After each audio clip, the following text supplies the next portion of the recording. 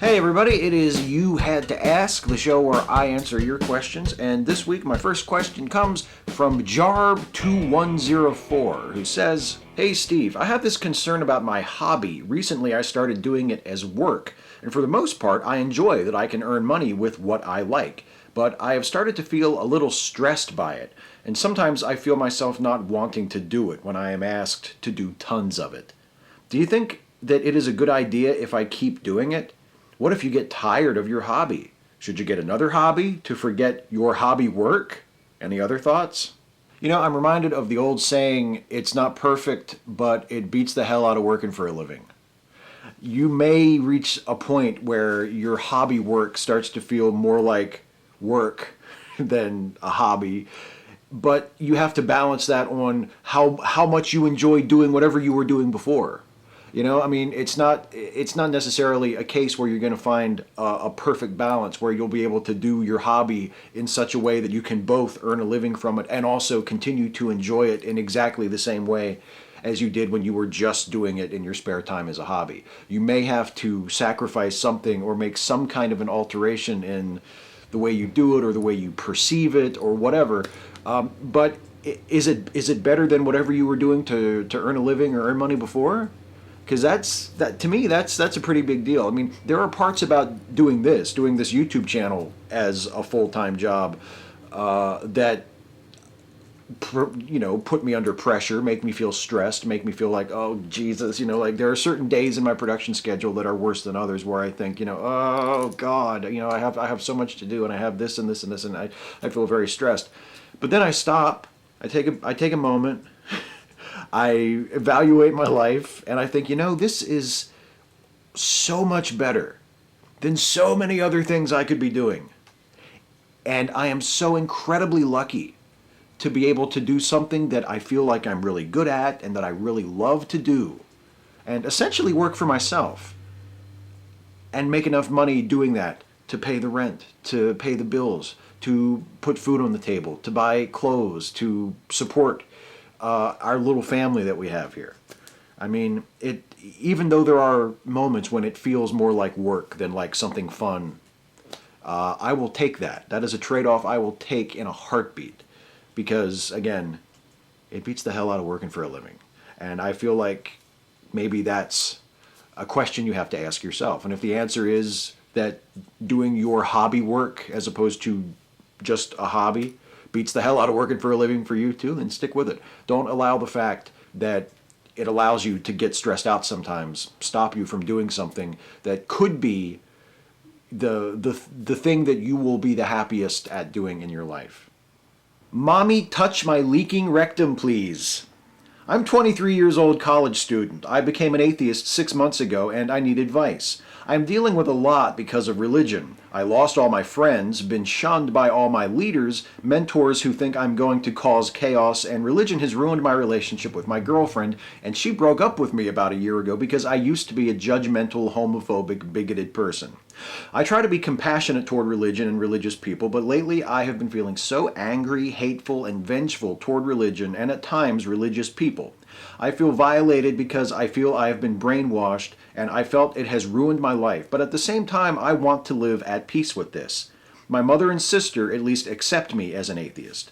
How do you deal with emotions such as hate or anger when it comes to religious people when religion has hurt you? And how can I deal with it and the scars they left in my life? How can I learn to become more compassionate toward religious people? When I watch your videos, I feel like you have a lot of compassion and understanding toward religious people. Thank you, Steve. Your videos get me through some sad days. Well, I hope hearing me pronounce your ludicrous username brought you some relief and some comfort in this video. It's just so strange to have like that juxtaposition of the username, mommy touch my leaking rectum please, and then this really heartfelt question, which I am going to try to answer for you as best I can. The best thing, honestly, it feels like you say you've only been an atheist for 6 months. It feels like a lot of this is just sort of happening to you in the moment. You're dealing with things that are relatively new, both in terms of being out as an atheist and also in terms of people sort of learning that and dealing with that and reacting to that. This always sounds like shitty advice when people give it, but it is actually one of the few things that will probably work, which is just give it time. Just hang in there. Allow people to calm down. Allow people to get used to the fact that you're an atheist. Allow yourself to get used to the fact that you're an atheist, that that's what you identify as, that that's part of who you are and who you're putting out into the world. That's a change. If you come from a religious background, if you've been going to church for a long time, and that is a recent development in your life, it's going to take some time to get used to, and it will take time for you and for also the people you know to get used to. Eventually, hopefully, people will calm down and they'll have a chance to absorb it and take it in, and they'll realize that other than the fact that you are now open about your atheism, you're probably the same person that you've been for most of your life. I mean, you say you used to be judgmental and homophobic and bigoted, so it sounds like that is different, and I'm very happy for that. I'm glad that you've made that change. But you yourself, you as a person, you're still the same human being that these people have known. And I think hopefully eventually they'll realize that. Now, when you are mistreated by religious people, when you're dealt with unfairly by religious people, if there's no reasoning with them, if there's no way you can make them understand that they are mistreating you, that they are hurting you, that you do want to be treated better by them, if there's no way you can get through to them that what they're doing to you, how they're talking to you, how they're talking about you, how they're relating to you is wrong and unacceptable, then the best thing to do is to just avoid them, to just do whatever you can to remove them from your life. If there's no possibility that they're going to contribute anything positive to your life or allow you to contribute anything positive to their lives, it's best to try your best to just remove them from your circle. Now, that might not be an option for everybody. There might be people you just can't do that with. But as much as you can, the people you can't reach and befriend and at least get to accept you, even if they don't agree with you, and even if they can't bring themselves to condone or to celebrate the fact that you're an atheist, at least to understand it and accept it. And if people can't do that, it's best to just avoid them, cut them out of your life. Or minimize the role and minimize the amount of time you have to spend with them, because that sort of thing's just going nowhere, and all it's going to do is upset you and piss you off and make your life more complicated. Tits on a bagel! Dear Steve, I got a question, and I'm sorry if it's an ignorant one. I'm a high school student. I understand some people are born gay, but is it not possible for some straight people to also choose to be gay, and vice versa? What if a guy falls in love with another guy, but he's not attracted to him physically, or any man? He's been attracted to women his whole life, but he fell in love with the guy emotionally, and the love transcends their sexual orientation. Also, why is it that we only accept gay people if they are born gay? If they choose, what's wrong with that? They are still not harming anyone. We're not born understanding incest is wrong. It's something society teaches us. So we all have the potential to go balls deep inside our own siblings and bust all kinds of nuts if it was not for society. Thanks, Steve. Have a good day and Happy New Year's. Ah, the eloquence of a high school student. Tits on a bagel. That's two totally out there weird usernames in a row paired with very personal, intimate questions. Am I being fucked with?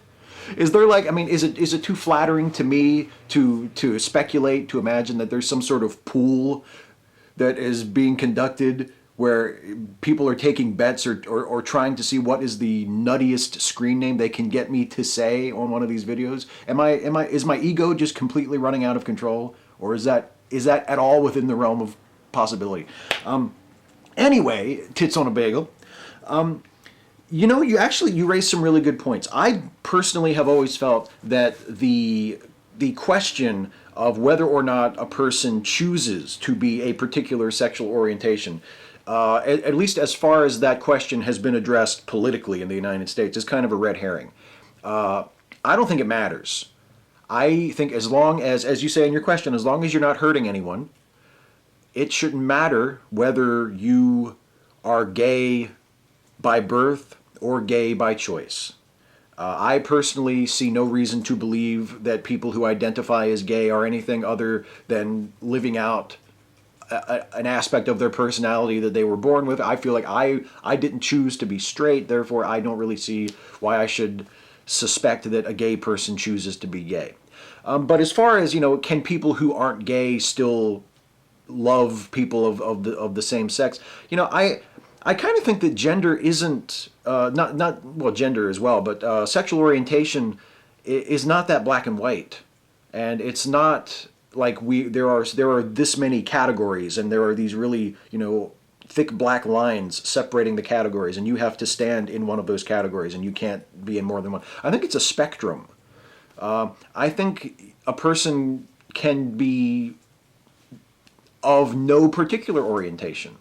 I think there are definitely people who are straight, who are attracted primarily or exclusively to people of the opposite sex. I think there are people who are gay, who are attracted primarily or exclusively to people of their sex. But then I think there are also people who don't really fit either of those extremes, who kind of fall somewhere in the middle. And that's totally fine. Maybe there's not, maybe they identify as something else. Maybe they identify as bisexual or omnisexual, or maybe they don't have a word for it at all. Maybe it's not important to them. They just are who they are, and they live according to what they're attracted to. I don't really see a problem with it, as long as no one's getting hurt, no one's being taken advantage of, no one's being abused or whatever. I don't see anything wrong with it at all, and I don't think that it makes a difference whether they are born that way or choosing to do it or not. Although I happen to think most of the time it is a product of just the way you are. It's nothing that you're consciously choosing. But if you are, it doesn't matter. Ruby3Cat. Hi, Steve. Have you heard of Ryan Bell, the ex-pastor who started the blog A Year Without God a year ago? If so, thoughts? Yeah, I have definitely heard of that story. And it's one of my favorite atheism-related stories. Not for the obvious reason.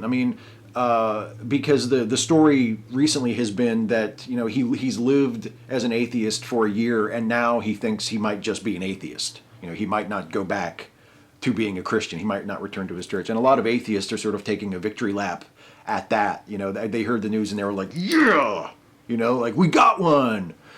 And to me, the real good news of that story, and the real encouraging thing about it, is that Ryan Bell did that in the first place. Whether he reached the end of that year and he decided that atheism worked better for him than Christianity, or whether he decided that, I gave it a go, but now I'm going to go back to being a Christian. Either result, the fact that he did it in the first place, the fact that he made the effort to stand in an atheist's shoes, to really try to understand what it means to be an atheist, and what the implications of that are, and why atheists identify as atheists, why atheists disbelieve. That is remarkable to me because it happens so rarely. I can think of so many times, both in my personal interactions with Christians and in the apologetics books that I've read and reviewed for my An Atheist Reads series, where atheism and atheists have been mischaracterized, and there seems to be no correcting this mischaracterization. The common perception and the common description of atheists among apologists and among evangelical Christians and among Christians who have a strong opinion about atheists seems to be that atheists are only pretending to not believe in God, that atheists are feigning disbelief as an act of rebellion or out of guilt because we know deep down inside that we have chosen our sin over our Creator. It's all of these really presumptuous things. Like, well, I know you say you don't believe, but I know better, or the Bible knows better. You might tell me earnestly that you really don't believe in God, but I know you really do, and you're just running, you're just hiding, you're just in rebellion against God. That's an incredibly, incredibly condescending and insulting attitude, and an attitude which I cannot imagine any Christian tolerating toward his or her Christianity from an atheist, and yet that is an incredibly common attitude toward atheism from Christianity.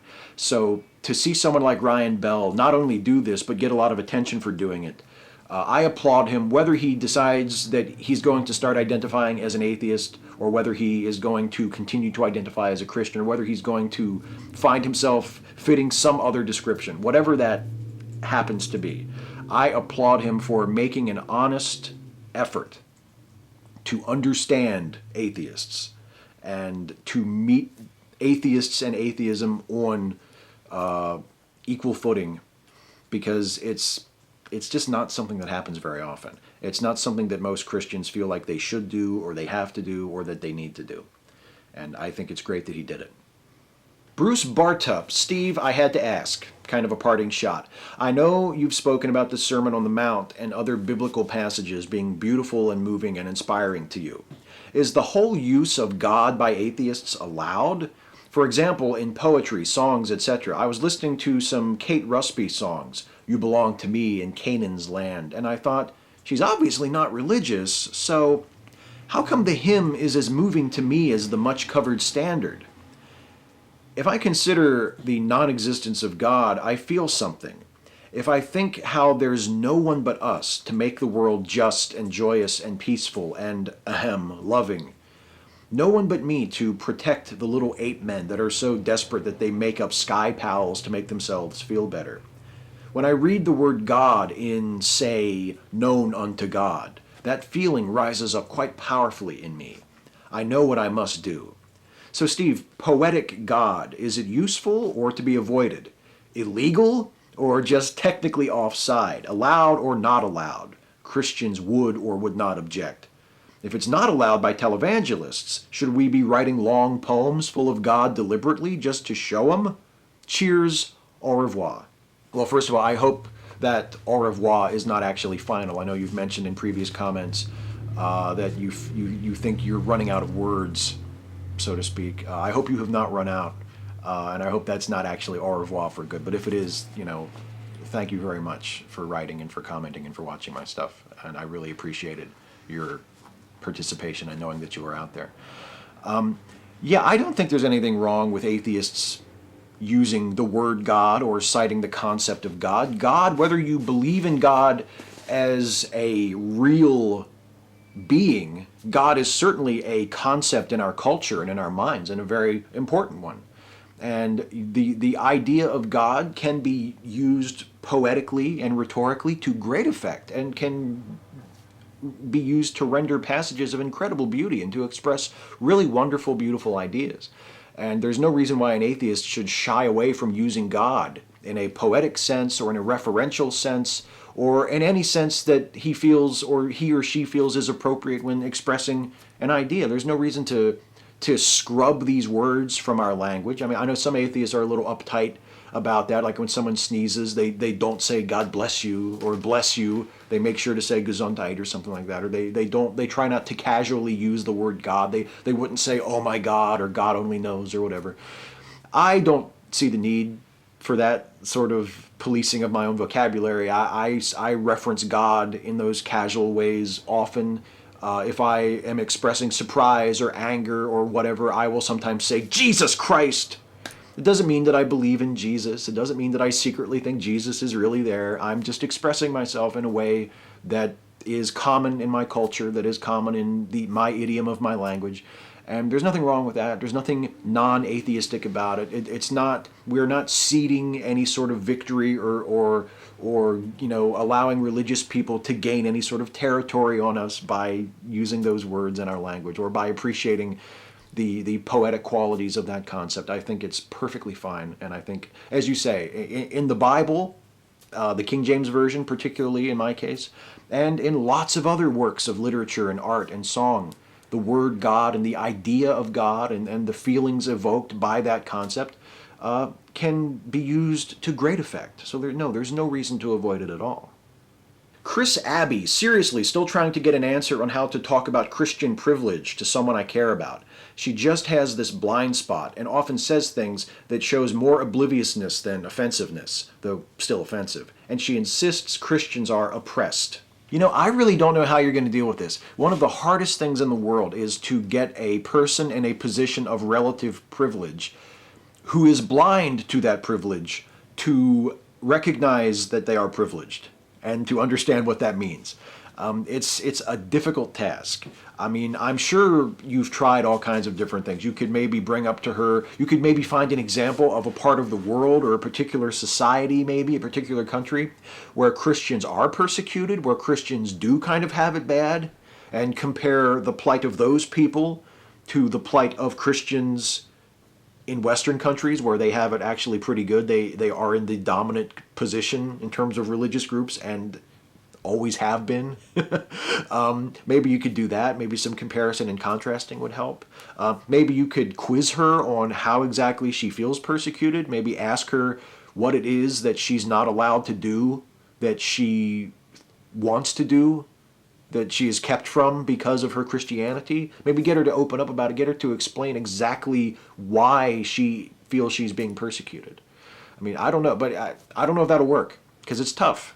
You know, I would love to tell you that there's one thing you could say, there's one argument you could make that will clear her mind, and she will have a moment of epiphany, and she'll be like, oh my God, Chris is right. I'm not persecuted. I am privileged. But I don't know what to say that would trigger that kind of a sudden revelation.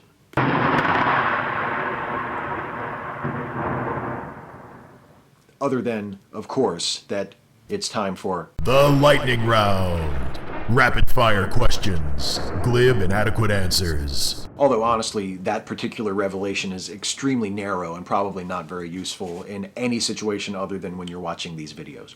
Anyway, McFly88, Steve, you opened the floodgate this week, so you asked for it. WWE Hall of Fame picks for this year. Macho Man. And I actually hear a rumor that they might actually induct Macho Man this year. So if that's true, that is fucking awesome. That's what I hope for. I hope Macho Man goes in this year. David Edwards, I seem to notice a trend that may have started with Wicked or the retelling of traditionally evil characters, e.g. Maleficent, to put them into a more sympathetic light. I greatly enjoyed Wicked's use of the backstory for this purpose, but didn't enjoy as much the changes made to the main plot of Sleeping Beauty in Maleficent. Any thoughts on this trend as an approach to storytelling, or is it just another remake? Well, I mean, it is just another remake, but it's a creative spin on it. It's an ability to do both a prequel and a reimagining of a character. So you have the established property, the established characters that everybody already knows, but you can tell people something new about them or present them in a new and a different way. And if it's done in a creative way, it can be entertaining, but it depends on the work, and it's been done so often now that it's kind of become a trope in and of itself.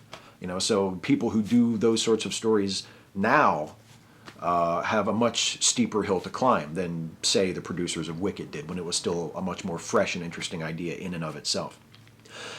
Jeffrey Sorkin, what do you think of Fritz Lang, and what is your favorite film of his? Oh, I love Fritz Lang, or Fritz Lang, as we Americans sometimes pronounce his name. I think he was a brilliant filmmaker.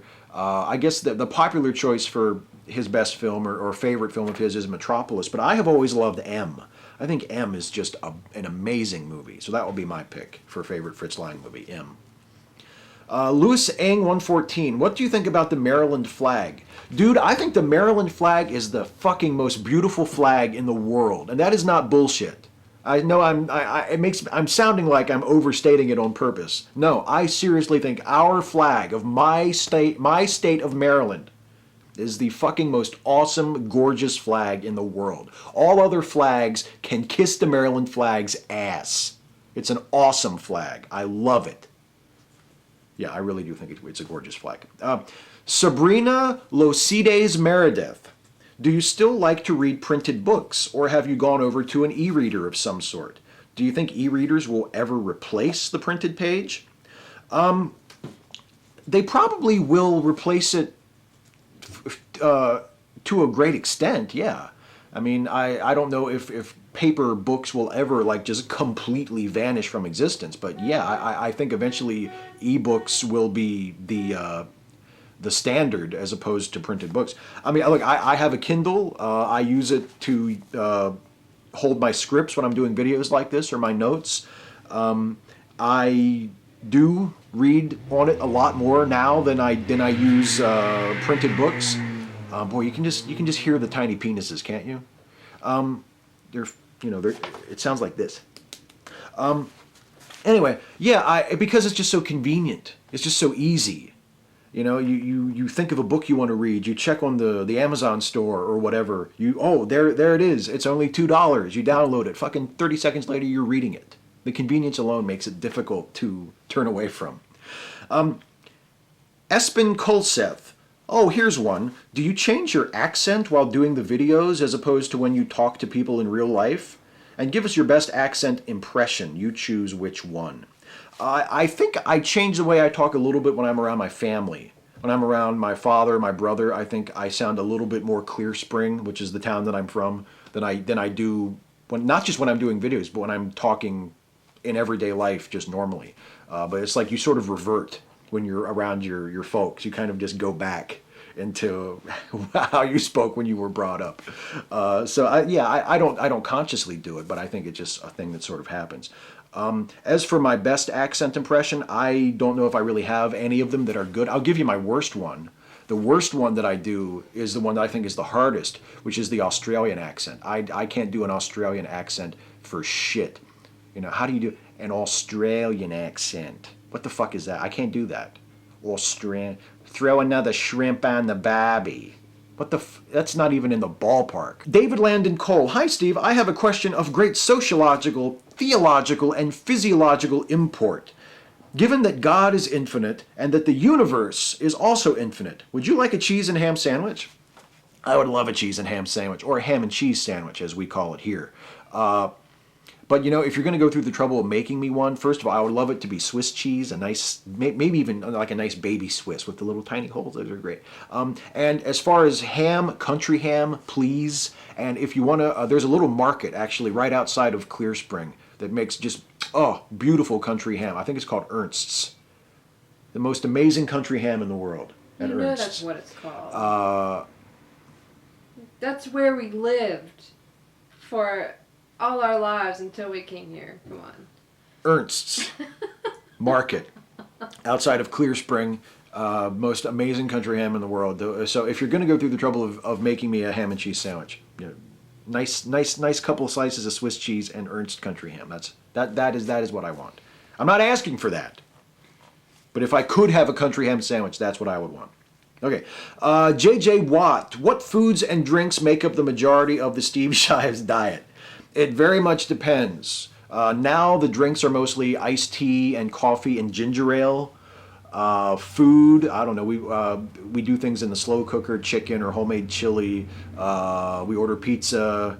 What else? Salad with a nice Italian dressing for me, a nice ranch dressing for the wife. Things like that. I don't know. I don't really have staples of my diet. Maybe peanut butter sandwiches. I eat a lot of peanut butter and honey sandwiches. That's probably the closest thing to a dietic staple that I have, like, at the moment. What a fascinating question. And that was the last question. That's it for the questions this week. Before I leave you for another week, I'm going to do a shout out. A very deserving channel, a very deserving YouTuber who I would love to see have a much, much larger audience than he has. The shout out this week goes to Harry Ray. Now, Harry has all kinds of interesting videos on his channel. He has a couple of different series that he does. He has the Monday's Mental Mistake series, which is cool, and a related series called The Friday Fallacy, where he discusses just sort of mistakes in thinking that we make. Wrong ideas, wrong concepts that we entertain in our minds from time to time. Logical fallacies that we often encounter when people are arguing to make their point, particularly on the internet. I don't mean to defame the character of internet debates, but it just kind of happens a lot. And he is also doing a reading of a work of Christian apologetics, which is something that I know something about. He's doing a series called Let's Read, Is God a Delusion? It's his own version of the same sort of thing that I do in my An Atheist Read series. And I highly recommend that you check it out. If that sort of thing is interesting to you, if you like hearing atheists try to grapple with Christian arguments, if you like seeing atheists suffer by reading Christian apologetics, and you don't get enough suffering from watching me, please consider watching Harry Ray and his series, Let's Read, Is God a Delusion? I think he's on chapter 5. The most recent video. So it's highly recommended. Check it out. Harry Ray. He very much deserves a look. Well, that's it for me, everybody. I will be back to do this again all over next week, provided, of course, that you ask me some questions, because in order for me to do this, you have to ask. So leave a comment on this video with your question for next time. Ask me anything about anything. Nothing is too serious, nothing is too silly, and apparently no username is too absurd for me to pronounce on this video, provided of course it is attached to a sufficiently compelling question. So ask me your question for next time, and I will see you guys next time. Take care.